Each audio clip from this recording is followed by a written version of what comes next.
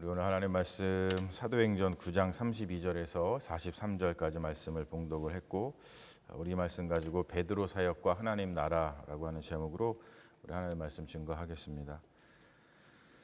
제가 신학 공부를 하고 그리고 목회를 하면서 여러 가지 우리 교회에서 쓰는 그 용어들이 있죠. 그 용어들이 좀 리뷰를 하게 됩니다. 어떤 거는 굉장히 우리 기독교의 그리스도교의 어떤 신앙을 잘 드러내 주거나, 또는 어떤 거는 좀 이거는 좀 아닌 것 같은데 다른 용어가 없나, 뭐 이런 것들을 좀 많이 생각하게 됩니다. 그 중에 하나의 용어가 뭐냐면 하나님 나라를 확장한다라고 할 때 그 확장한다고 하는 말입니다. 여러분들 확장한다라고 하는 말을 들었을 때 하나님 나라를 우리가 확장해야 된다, 이런 이야기 많이 하죠. 우리가 뭐 기도할 때도 많이 하고, 또 우리가 신앙을 우리가 또 서로 이야기하면서 전도를 하거나 선교를 할 때도 우리가 열심히 해서 하나님 나라를 확장해야 된다, 이런 이야기를 참 많이 하죠. 그런데 그 확장이라고 하는 말을 가만히 들여다보면은 좀 이렇게 뭐 땅 따먹기 같은 그런 생각이 들죠. 하나님 나라가 이게 없는데 마치 우리가 땅 따먹기를 해가지고 그 하나님 나라를 갖다가 이렇게 넓혀간다, 이런 생각을 갖게 되는 그런 말입니다.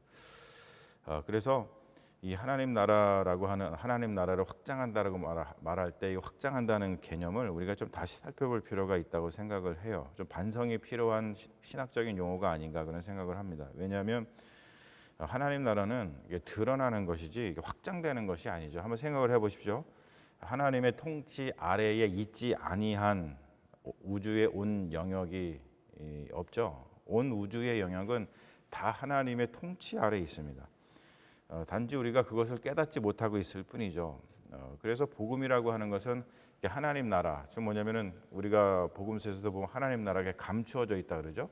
감춰져 있는 어떤 하나님의 나라를 이렇게 드러내는 것이지, 없던 하나님의 나라를 우리가 땅 따먹기 같은 걸 통해 가지고 하나씩 영토를 확장하듯이 이게 확장하는 개념이 사실 아닙니다. 그런데 우리는 자꾸 하나님 나라를 확장한다, 이런 용어를 많이 쓰게 되죠. 그러다 보니까 그것 때문에 좀 뭐 전쟁을 막 해야 되고 그런 생각이 들잖아요. 그래서 기독교 역사를 보면은 어떤 전쟁의 역사가 굉장히 많죠. 그래서 하나님 나라를 확장하기 위해서 우리가 전쟁을 통해서 저기를 정복해야 된다, 이런 이야기를 참 많이 했습니다. 요즘에는 이런 것들에 대해서 많이 반성을 합니다. 하나님 나라는 이렇게 드러나는 것이지, 감추어져 있던 것이 드러나는 것이지, 없던 것이 생겨나서 확장되는 것이 아니라는 거예요. 왜냐하면은 하나님께서 통치하지 아니하는 영역이 우리 이 온 우주에 아무데도 없다는 것이죠. 모든 영역에서 하나님께서 다 통치하고 계시기 때문에 하나님이 통치하고 계신다고 하는 그 복음을 드러내서 하나님 나라를 드러내는 것이지, 우리가 마치 땅 따먹기 하듯이 하나님 나라를 확장하는 것이 아니라는 거예요. 오늘 말씀도 보면은 이 베드로의 사역을 통해서 하나님 나라가 이렇게 드러나는 것을 볼 수가 있어요. 첫 번째는 루다라고 하는 지역에서 베드로가 사역을 하고 있는데, 예루살렘에서 큰 박해가 일어나서 그리스도인들이 다 이렇게 막 흩어졌잖아요. 그래서 박해로 흩어진 그리스도인 무리가 이 루다라고 하는, 그러니까 예루살렘 바깥의 지역이죠. 사마리아 뭐 이런 지역에, 그러니까 유다 땅의 저 겉에 있는 지역, 이런 지역입니다. 그 지역에서 신앙 공동체를 이루어서 살고 있었습니다. 베드로가 그 공동체를 찾아갔어요. 가서 이제 위로하고 어떻게 신앙생활을 잘 하고 있는지, 지금 말로 따지면 신방을 간 것이겠죠. 그런데 그곳에 애니아라고 하는 사람이 있었습니다. 애니아라고 하니까 이름이 예쁘죠. 그래서 여자 같은데 남자입니다. 남자 이름입니다. 그런데 이 사람이 어떤 일을 겪고 있었냐면 8년째 중풍병으로 누워 있었습니다. 이거 뭐 다른 말로 표현하면은 8살 때부터 중풍병이었다, 이렇게 표현도 가능하다 그래요. 아무튼 오랜 세월 동안 중풍병 때문에 고생하고 있었던 애니아라고 하는 사람이 있었는데, 그 사람이 이 그리스도교 공동체, 기독교 공동체, 예수를 믿는 그 공동체에 연결되어서 살고 있었던 사람입니다. 자, 그 사람을 보고서 베드로가 이런 사역을 하죠. 뭐라 그러냐면, 애니아야, 예수 그리스도께서 너를 낫게 하시니 일어나 내 자리를 정돈하라라고 합니다. 뭐냐면은 부활하신 예수 그리스도께서 애니아 당신을 낫게 하시기를 원합니다라고 이야기를 합니다. 이 말은 뭐냐면 단순히 병을 치유한 이야기가 아니겠죠. 병을 치유한 이야기가 아니라 부활하신 주님께서 통치하고 계신 그 현실, 하나님께서 지금 통치하고 계신데 그것을 드러내 보여주고 있는 거예요. 그래서 하나님의 통치가 드러나니까 병이 그 사람을 다스리고 있던, 그 사람을 주관하고 있던 그 병이 물러가고 하나님의 나라가 그의 삶 가운데 임하는 것을 우리가 볼 수 있다는 겁니다. 그리고 두 번째로 베드로가 요빠라고 하는 곳에 가서 사역을 하죠. 이곳에도 박해로 흩어진 그리스도인 무리가 신앙 공동체를 이루어서 살고 있었습니다. 근데 그곳에는 어떤 사람이 있었냐면 다비다라고 하는 사람이 있었어요. 헬라어로다가는 도르가라 이렇게 하는데 한 여인에 대한 이야기입니다. 여러분 그거 아세요? 누가복음하고 사도행전을 읽을 때 특징적인 게 하나 있죠. 누가복음하고 사도행전을 적으니 누가가 굉장한 사람이죠. 뭐냐면 한 남자의 이야기가 나오면 반드시 그 뒤에 한 여자의 이야기가 나옵니다. 그 구조로 되어 있어요. 누가복음을 여러분 읽어보시면 다 그 구조로 되어 있습니다. 그래서 한 남자에 대한 그 하나님 나라가 임하는 이야기, 애니야에 대한 이야기가 나오고 지금 또 요바에서는 다비다라고 하는 여인에 대한 이야기가 나오는 겁니다. 이게 누가복음의 아주 특징입니다. 그래서 누가복음은 굉장히 남녀 평등을 주장했던 사람이다 이렇게 얘기하는 분들도 있습니다. 재밌죠, 여러분? 꼭 한번 그런 건 특징들을 같이 보면서 성경을 보면은 참 좋습니다. 이 다비다라고 하는 사람은 어떤 사람이었냐면은 선행과 구제를 많이 했던 사람입니다. 이 가난한 이들에게 그래서 굉장히 큰 힘이 됐던 그런 여성 제자였습니다. 이 선행과 구제는 하나님 나라를 드러내는 통로죠. 그래서 사실 우리 시대에 우리가 고민해야 될 것은 뭐냐면 지금 우리 시대 21세기 이때하는 상황이 많이 있으니까 이때 보니까 선행과 구제했던 것이 다른 게 아니라 그 사람들한테 속옷을 지어주고 그리고 이렇게 또 겉옷을 지어주고 그래서 이제 옷이 없는 사람들한테 옷을 좀 지어서 나눠주고 그랬던 것 같아요. 우리 시대에는 그런 사역이 하나님 나라를 드러내는 사역이다. 이렇게 별로 말할 수도 있지만 좀 상황이 좀 다르죠. 그렇기 때문에 선행과 구제가 하나님 나라를 드러내는 통로라고 한다면 우리 시대에 지금 21세기를 살아가는 우리 시대에 하나님 나라를 드러내는 선행과 구제가 무엇일까? 그것을 사실 우리가 늘 고민할 필요가 있습니다. 그래서 우리가 교회 사역을 할 때 하나님 나라를 드러내는 것이 우리에게 주어진 사명이잖아요. 그런데 그 하나님 나라를 드러내는 통로가 어떤 구제라든지 선행인데 어떠한 선행과 어떠한 구제를 통해서 하나님 나라가 지금 여기에 임하고 있다는 것을 사람들한테 드러내서 보여줄 수 있을 것인가에 대해서 사실 우리가 많은 고민이 필요하고 서로 많은 의논이 필요한 그러한 부분입니다. 그런데 이렇게 선행과 구제를 많이 해서 하나님께서 살아계심을 그리고 예수 그리스도께서 주님이심을 드러냈던 이 다비다가 죽었어요. 그래서 병들어 죽었습니다. 그러니까 다 슬퍼하고 있었죠. 너무나 은혜를 입은 사람들이 많이 있었으니까. 그래서 이 요바의 그리스도인들이 루다 멀지 않은 지역에 있었던 그 루다에 머물고 있던 베드로를 청하여 와서 이 다비다를 살려줄 것을 지금 요청을 하고 있습니다. 이 말씀은 명백하게 이 복음서에 나오는 그 야이로 회당장 야이로의 그 딸을 고쳐주는 그 이야기와 정말로 똑같습니다. 데칼코마니죠. 그때도 회당장 야이로의 딸이 죽게 되었을 때에 사람을 보내 가지고 예수님을 청하여서 그래서 그 딸을 고치잖아요. 죽음에서 다시 살리잖아요. 그런 것처럼 이 베드로가 다비다를 다시 살려내는 장면도 똑같습니다. 예수님이 회당장 야이로의 딸을 살릴 때 어떻게 이야기했어요? 우리가 너무나 잘 아는 거죠. 달리다 굼, 그렇죠? 달리다 굼, 그렇죠? 소녀야 일어나라. 달리다 쿰 해가지고 그렇게 고쳤습니다. 근데 오늘 말씀에서도 베드로가 뭐라고 이야기를 하냐면 다비다 쿰이라고 이야기를 합니다. 똑같은 구조예요. 그래서 이것은 단순히 좀 죽은 자를 살리는 것이 아니라 부활하신 주님께서 통치하고 계신 그 하나님 나라의 현실을 보여주고 있는 사역입니다. 예수 그리스도의 부활을 통해서 하나님 나라가 지금 여기에 와 있다라고 하는 것이 선포되고 드러나고 있는 거예요.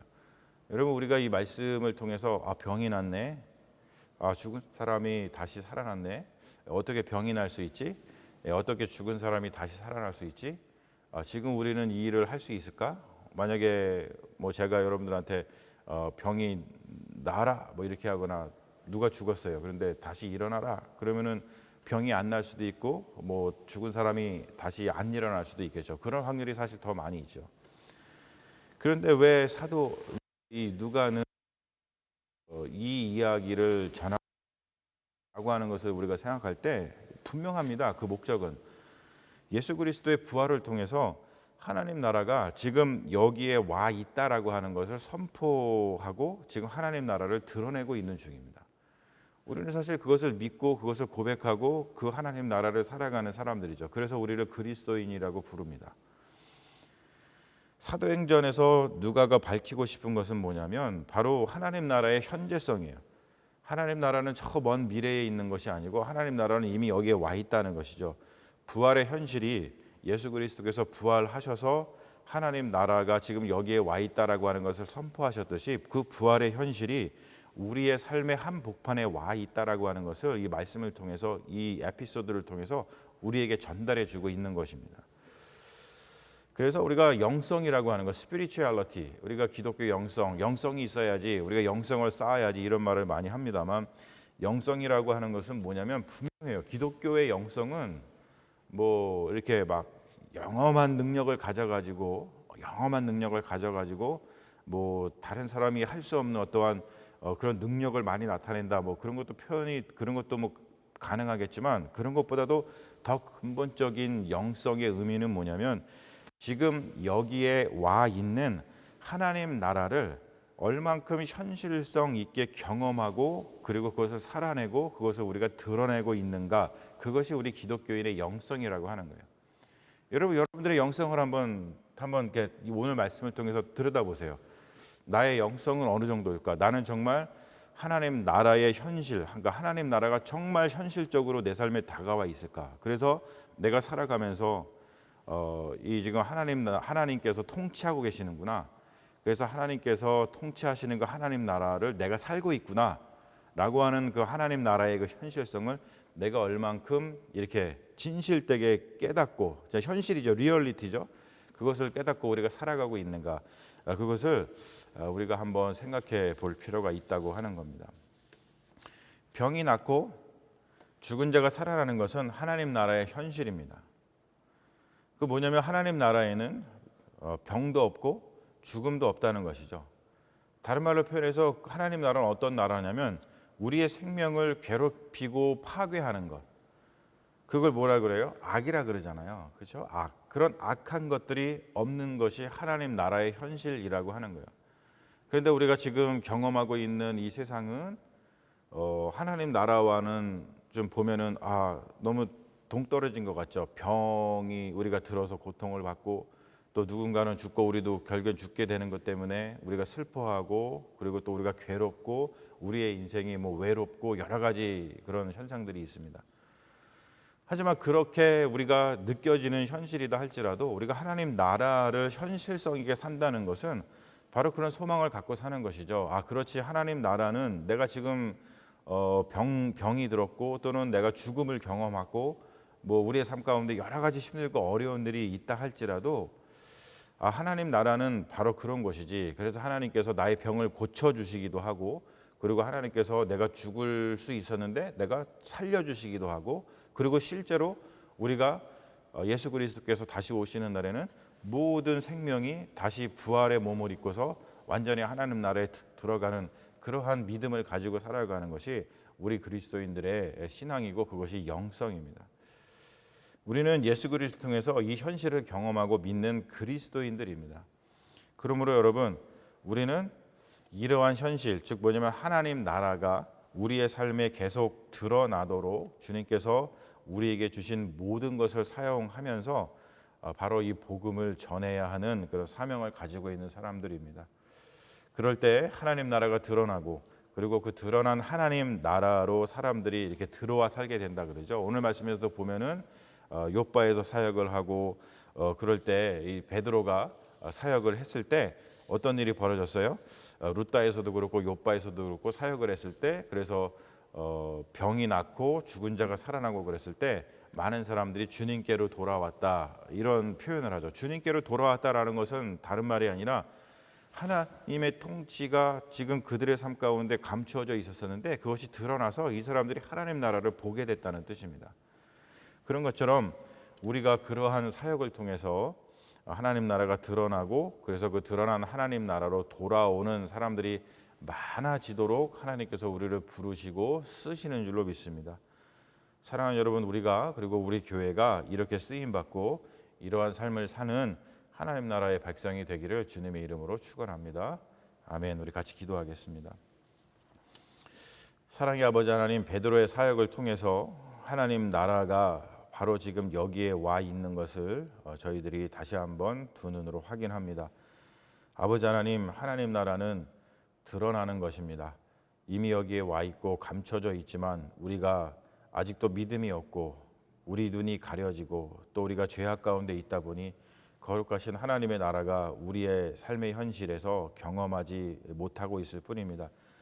하나님, 믿음이라고 하는 것, 우리가 예수를 믿는다고 하는 것은 바로 그 놀라운 하나님 나라의 현실성을 깨닫는 것임을 다시 한번 배웁니다.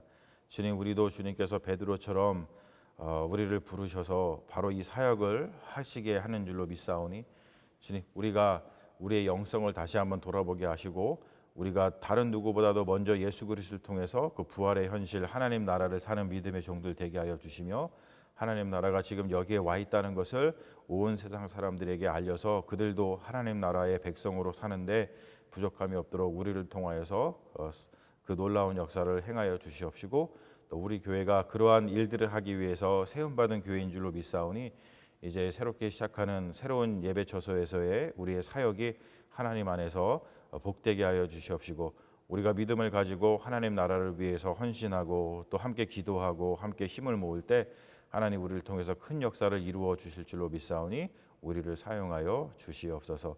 주님께서 영광 받으실 줄로 믿으며 우리를 구원하신 예수님의 이름으로 기도합니다. 아멘.